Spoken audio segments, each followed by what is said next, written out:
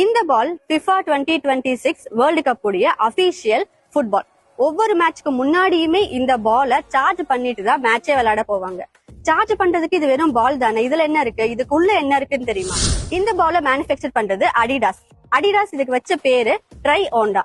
Try Honda அப்படின்னா first try 3, Honda அப்படின்னா ஸ்பானிஷ்ல வந்து இதுக்கு வேவ் அல்லது வைப் அப்படின்னு அர்த்தம். ரெண்டையும் சேர்த்து பார்த்தோம் அப்படின்னா 3 வைப், அதாவது 3 வேவ்ஸ். இந்த 2026 வேர்ல்டு கப்ப முதல் முறையா 3 கண்ட்ரிஸ் சேர்ந்து நடத்துறாங்க. இந்த 3 கண்ட்ரிஸ் யார் அப்படின்னா Canada, US and Mexico. So இந்த மாதிரி 3 கண்ட்ரிஸ் சேர்ந்து நடத்துறதுனாலதான் இதோடைய பேரே ட்ரை ஓண்டா அப்படின்னு சொல்லி வந்துச்சு. சோ இதை ரெப்ரசென்ட் பண்ற மாதிரி இந்த பால்லயுமே உங்களால 3 கலர்ஸ மேஜரா பார்க்க முடியும்.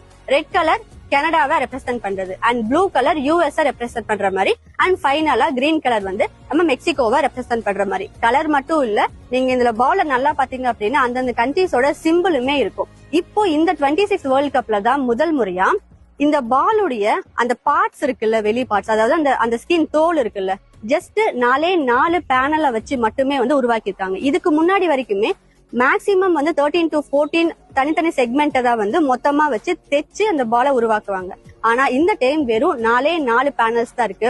இந்த 4 பேனல்ஸுமே அவங்க ஸ்டிச் பண்ணல, தெர்மல் மூலயமா வந்து நம்மளுக்கு அதாவது ஹீட்டை ப்ரொடியூஸ் பண்ணி ஒவ்வொன்றையுமே வந்து ஒட்ட வச்சிருக்காங்க. இந்த பாலை நம்ம ஏன் சார்ஜ் பண்றோம் அப்படின்னா இந்த பாலுக்கு உள்ள ஒரு 500 ஹெட்ஸ் IMU சென்சார் இருக்கு. இது என்ன பண்ணும் அப்படின்னா ஒரு செகண்டுக்கு 500 டைம்ஸ் டேட்டாவை வந்து நம்மளுக்கு ஷேர் பண்ணும்.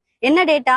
இந்த பால் எந்த ஸ்பீட்ல போகுது, இதோடைய எந்த ஸ்பீட்ல சுத்துது, யாராவது கையில படுதா, தரையில படுதா, என்ன ஸ்பீட்ல படுது, எல்லா டேட்டாயிலுமே வந்து இது ரொம்பவே கிளியரா, ரொம்பவே துல்லியமா வந்து உள்ள எடுத்துக்கும். அந்த டேட்டா இப்ப எங்க போகும் அப்படின்னா கிரவுண்ட்ல இருக்கிற பல கேமராஸ் மூலயமா பின்னாடி இருக்க நடுவர்களுக்கு போகும். அவங்க என்ன பண்ணுவாங்க, AI உடைய ஹெல்ப்போட என்னென்ன டேட்டா வேணுமோ எல்லாத்தையும் செக்ரிகேட் பண்ணி எடுப்பாங்க. இதனால என்ன யூஸ் அப்படின்னு கேட்டீங்கன்னா, எங்கேயாவது இஷ்யூ வந்துச்சு அப்படின்னா ஏதாவது ரிவ்யூ வரும்ல, அந்த டைம் வந்து இந்த டேட்டாவை யூஸ் பண்ணி ரொம்பவே கிளியரா பார்க்கலாம்.